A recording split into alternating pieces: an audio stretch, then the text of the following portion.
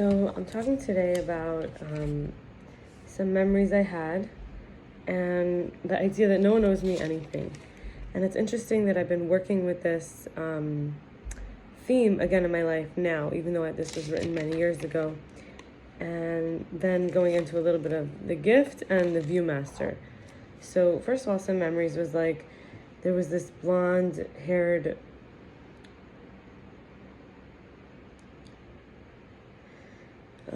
Australian with dreads, young pale with dreads, like reddish cheeks, and a black boy with a fro, very thin and hated wearing shirts and rubbed his wrists together a lot. And I feel like, I don't know if I should trust those memories is what I was writing to myself, because I don't know if it really happened to me. Is it someone else's memories? And I remember also like learning about how I'll pay it forward once people set themselves, that people will pay it forward once they've set themselves free. We have to trust. And that having integrity means we'll get what is meant without having to punish or control others into making things easier or desirable for us. We just have to trust. And there's this theme of like this beheading of in the Torah, like you have Yaakov and Esav. The grandchild of Dan was named Chushim, and he was deaf, and he beheaded Esav, Yaakov's brother.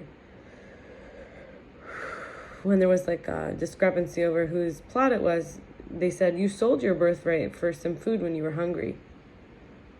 And then also like in the Megillah, which is part of the extended Torah, the time of Esther, who saved the Jews when she married Ahasuerus, the king, in a beauty pageant after he beheaded his wife so that the woman wouldn't be said to have control over the men.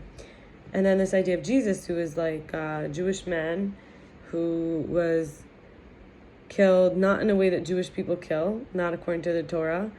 The Jewish ways of killing was strangulation, fire, with the sword, with stones, but not with a crucifixion. That was not the way the Sanhedrin would kill.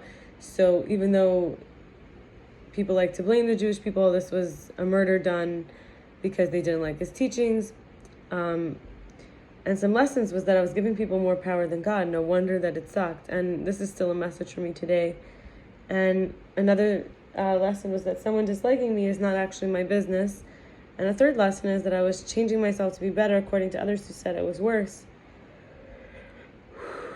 When I was the real me, like I'm thinking of my brother or this guy I was living with, his name was Shia. And in terms of like getting past abuse, like I felt like when we think of abused dogs, they don't want to be touched, but they also don't want to be alone.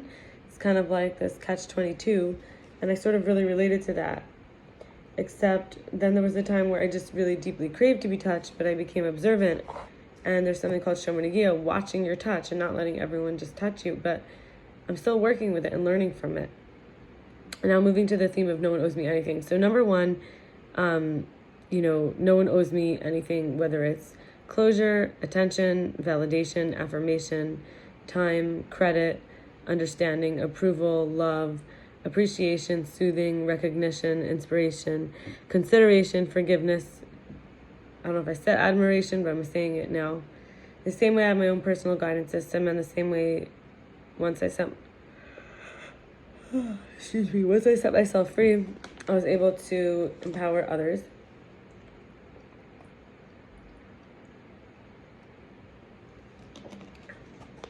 I can trust that others will do it. And the same way that others are instruments of God and not actually the only one capable of providing the divine guidance, I too am an instrument for others and not the only one capable of offering them what God intends for them. And my body state and mind state is a gift. It gives me the information into how I feel, and I don't have to let the triggers cause me to react to someone else's body, mind state. Having integrity about what's right and wrong for me means establishing intention before action or thought before speech. This is like the path of mindfulness, not expecting and then resenting others to sabotage, sacrifice their needs and values and boundaries just because I was, which is the definition of codependency, not grounded enough in myself to maintain them or assert them for myself. And it's also not being aware of what I'm hoping to receive, what I can give, what I'm hoping to give, and what I can receive. It means I'm not going to recognize if it's aligned, satisfied, or becomes so, or not, right?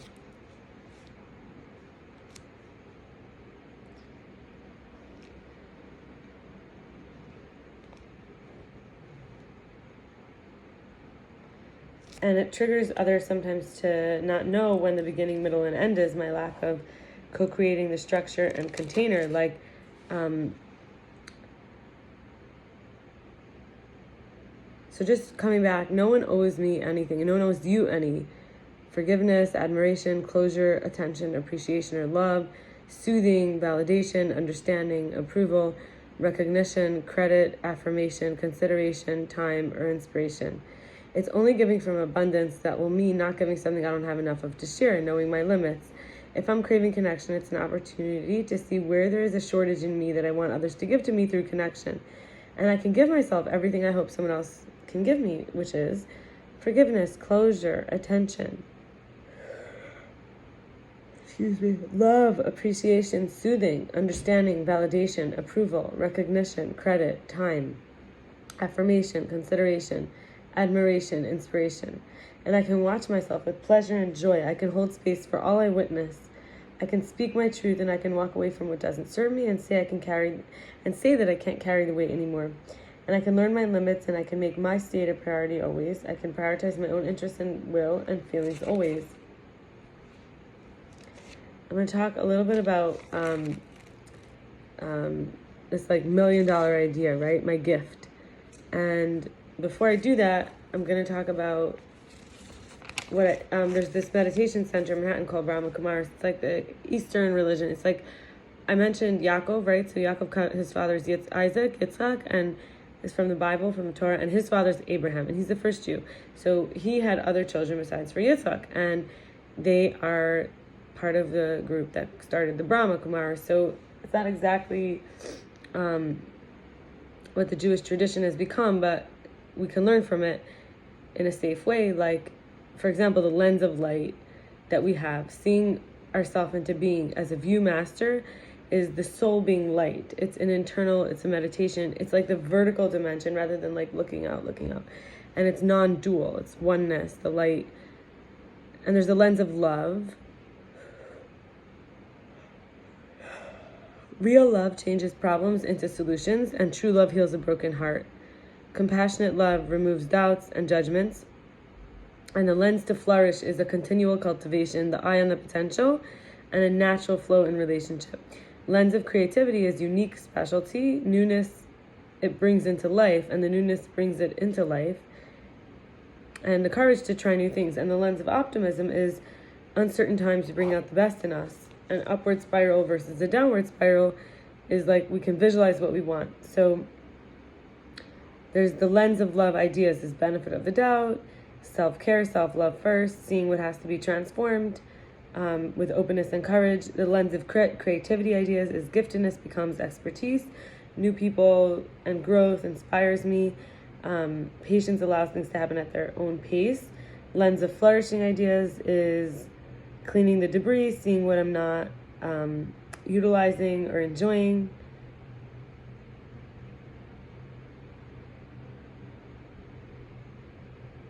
And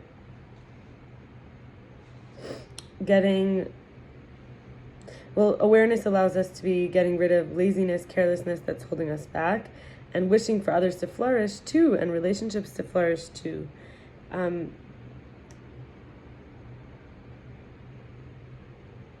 The lens of optimism ideas is the choice to engage and participate and focus on uplifting and positivity. And I am now going to talk about my gift, which is to be a mirror. It's, in other words, when we're looking at a reflection, right? So like the viewmaster, the reflection is kind of hypnotizing, mystical. It's the alchemy. We can hack belief systems like a neuroprogrammer, and the code that reproduces in the system could be destructive or constructive or creative. And it's self-maintaining. It's like a regeneration of the fragmented parts, positive and negative reinforcement, integrating polarities.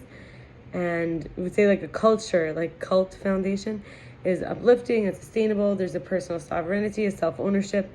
And the practicing requirements as an instrument is to be able to hear the judgments without reacting to them. For example, someone could say, I'm needy, a burden, crazy. It's also meeting someone where they are, knowing my limits and not desperate just to be seen. It's neither punishing nor reward, nor good and bad categorizing. It is what it is. It is staying in self-trust and channeling intuition, which is the inner teacher, the inner Torah. It's never needing credit or honor, and it's not doing it for someone else. It is never losing sight that this is my service to bring me more light in the world and elevating consciousness. And it is not needing to hide it or keep it a secret because it's my portion and no one has my gift itself. Wish you good night. Bye.